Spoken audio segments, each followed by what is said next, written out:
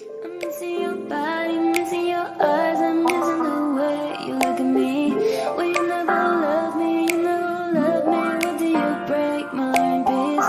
And I cry for your love, and I'm hearing your voice calling me one more time. I'll never call your phone, baby, oh baby. I would never. 네, 안녕하세요. 도사 이승태 TV의 이승태 변호사입니다. 오늘 이 화재 사건 얘기를 좀 드리려고 그래요. 이 사건이 무려 대법원 판결인데 2019년도 사건이에요. 언제 판결이 났냐면 불과 며칠 전에 2월 15일 날 났으니까 5년 만에 판결이 났습니다. 물론 옛날에 대법원 간지 9년 만에 나온 판결도 설명을 드린 적이 있지만 야, 이 사건도 정말 5년이 돼서야 이제 판결이 나왔는데요. 이 사건이 어떤 사건이었냐면 분당 세무서 옆 건물에서 크게 화재가 났었어요. 경기 분당 순회동에 있는 대형 빌딩에서 불이 났습니다. 13층짜리 건물로 건물 안에는 학원이나 판매 시설 등이 모여 있는 것으로 알려졌습니다.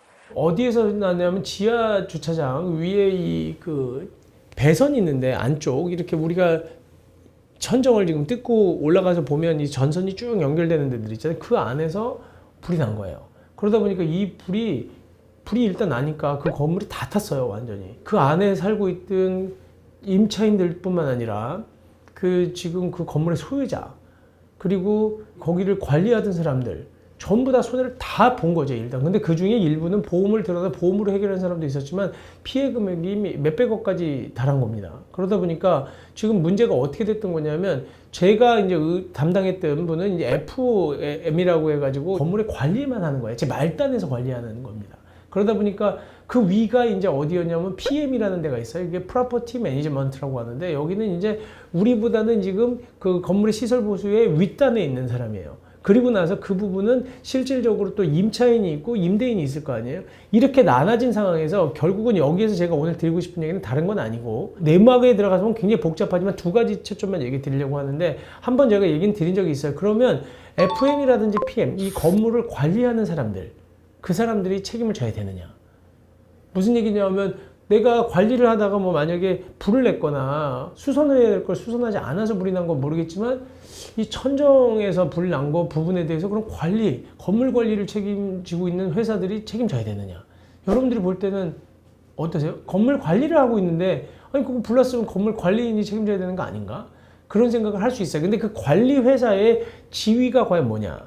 관리 회사가 정말 책임져야 되느냐 그거 대법원 판결 나온 거라는 거고 그 다음에 또 하나는 만약에 연소를 했잖아요. 그러면 지금 다른 쪽으로 옮겨 붙은 부분들이라든지 있을 때 과연 이 부분에 대해서 우리가 실화 책임에 관한 법률이 적용돼야 되느냐.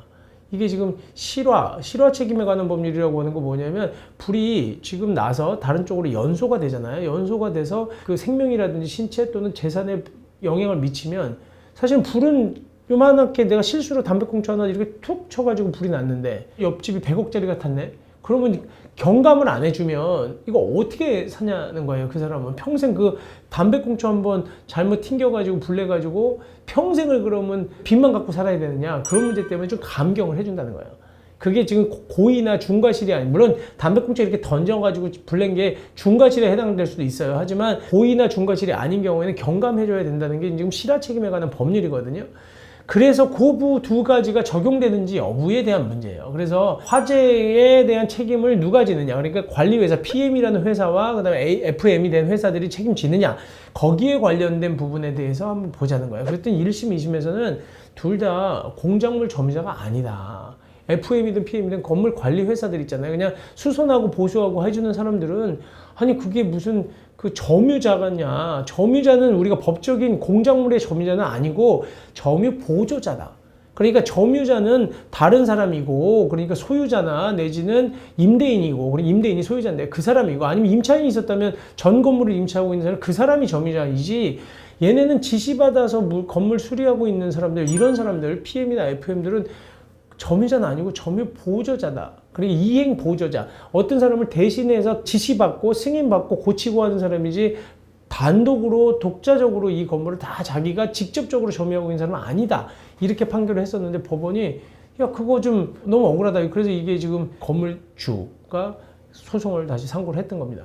그래서 그 판결 내용을 한번 볼까요? 물건에 대한 점유란 사회 관념상 어떤 사람의 사실적 지배에 있다고 보이는 객관적인 관계를 말하는 것으로서 내가 핸드폰을 이게 내 거야, 내가 점유하고 있어 라고 되려면 사회관념상 어떤 사람의 실질적 지배에 있다고 보이는 객관적 관계, 중요한 말이 법이 이렇게 어려운 거야. 저거 내 거야가 아니라 외부에서 봤을 때 저 사람 꺼내라고 볼 수 있는 객관적 관계, 그 사람의 지배, 사실적 지배에 있다. 관념적 지배가 아니라 사실적 지배에 있다고 볼 수 있는 그런 객관적 관계를 말하는 것이다.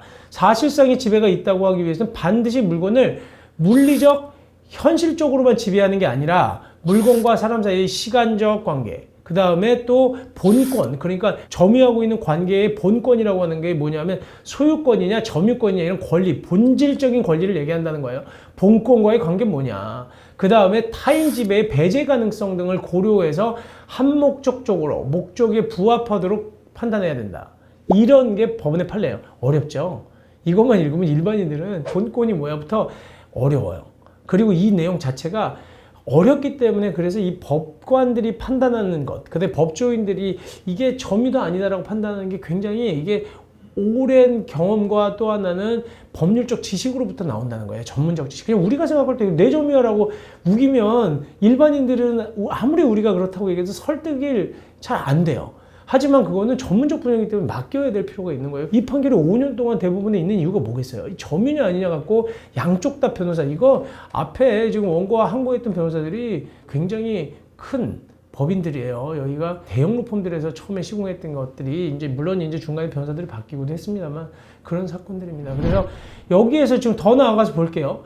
그래서 만약에 가사상, 영업상, 기타 유사한 관계에 의해서 타인의 지시를 받아서 공작물에 대한 사실상 지배하는 자가 있는 경우에 그 타인의 지시를 받는 자는 점유 보조자에 불과하고, 그래서 우리가 민법에서 이 화재 책임을 지는 공작물 책임이라고 하거든요. 공작물의 점유자의 책임을 부담하지는 않는다. 여기가 개인 사무실이라고 봐요. 우리 법무부의 개인 사무실이야. 근데 이 카메라는 지금 우리 PD님께서 관리도 하고 본인이 사진도 찍고, 나는 여기 잘 들어오지도 않는데 본인이 더 많이 들어오잖아요, PD님이. 그러면 이게 내 개인 회사일 경우에 카메라로부터 불이 났으면 한마디로 PD님 책임이냐 내 책임이냐는 거예요.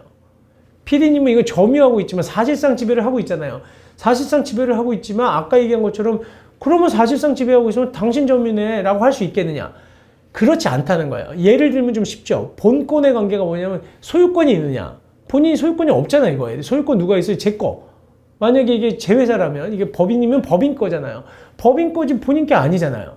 점유하고 만지고 관리는 하지만, 그렇기 때문에 본권과의 관계에서 볼 때는 소유권이 없네. 그 다음에 사실상으로는 집에서 타인이 들어오면 못하게 배제는 할 수 있지만 본권이 없네. 그리고 사실상 시간적 공간적으로는 더 많이 접근해 있지만 이거 마음대로 집에 갖고 갈 수 있어요? 안 되잖아요. 그때 갖고 가면 절도잖아. 왜냐면 내 거나 우리 회사 거기 때문에.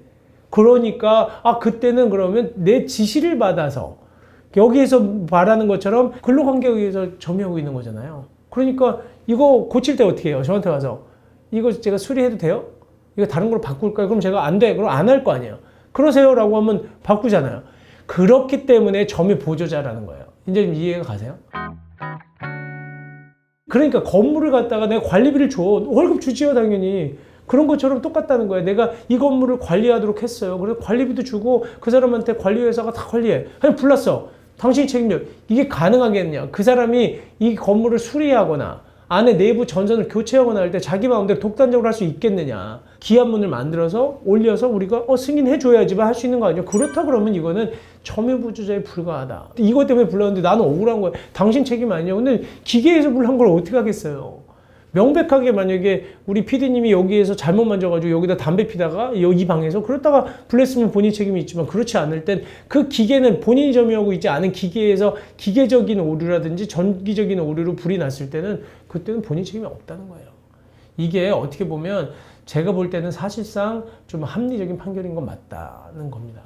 그래서 아까도 얘기한 것처럼 여기다 잠깐 보면 이 사건 천정 부분에서 불이 났는데 이거를 직접 점유한 자는 점유 보조자가 맞다. PM이나 FM이 맞지만 근데 지하 천정 부분에 대해서는 보수하거나 관리를 하기 위해서는 항상 소유자 겸 점유자거든요.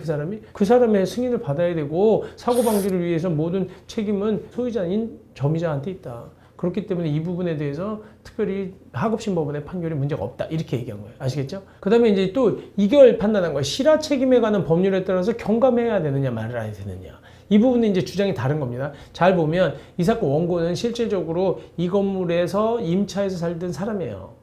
그러니까 불이 나서 피해가 입었으니까 지금 소유자들한테 소송을 한 거고 돈을 물어줘라. 근데 그 중에 피고를 여러 명 잡은 거죠. 소유자 겸 점유자를 상대로도 했고 그 다음에 PM이나 FM을 상대로도 소송을 했던 거예요. 근데 사실 뭐 이 소유자가 돈이 없는 사람이 아니기 때문에 소유자만 상대로 소송을 했으면 되는데 PM, FM까지 소송을 하다 보니까 대법원까지 졌잖아요.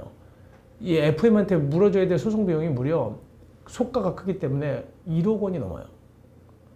소송 자기 변호사 보수 빼고 우리한테 지급한 변호사 보수 그걸 물어줄 수 있는 한도가 1억 원까지 된다는 거예요. 그러니까 중간에 포기했어야 돼요. 제가 볼 때는 1심, 2심 졌으면 그냥 거기서는 이제 그만 더 크게 손해가 발생하지 않도록 돈을 받을 수 있는 한 곳만 소송을 했어야 되는데 왜 저렇게까지 계속 물고 들어졌는지 잘 모르겠어요. 그러다 보니까 지금 우리 쪽에 1억이지만 PM 쪽도 똑같이 1억 나오면 패소에 따른 손해배상금도 억울해 죽겠는데 물어줘야 될 변호사 보수도 무려 그 정도 된다는 거예요. 그러니까 이렇게 어쨌든 소송을 하다 보니까 이 사람은 자기 층에서 불이 나니까 손해금액이 크잖아요. 100억을 청구했어요. 그러다 보니까 건물주 입장에서 뭐라 그랬냐면 야 이거는 실화 책임에 관한 법률 적용돼야 된다. 실화 책임에 관한 법률이 제가 아까 뭐라 그랬어요. 이게 불이 나서 연소됐을 경우에 연소가 됐을 땐 그 사람한테 다 책임지라고 하는 게 좀 부적절하니까 고의나 중과실이 아닌 경우에는 경감해 주라는 게 실화 책임에 관한 법률인데 실화예요. 실화. 과실로 불을 낸 거. 이거는 고의로 낸 게 아니잖아요. 천정에서 났기 때문에 좀 더 억울할 수도 있겠지. 그런 법이 적용되겠느냐는 거예요. 어때요? 실화 책임에 관한 법률 제가 설명을 드렸잖아요. 아까 이유를.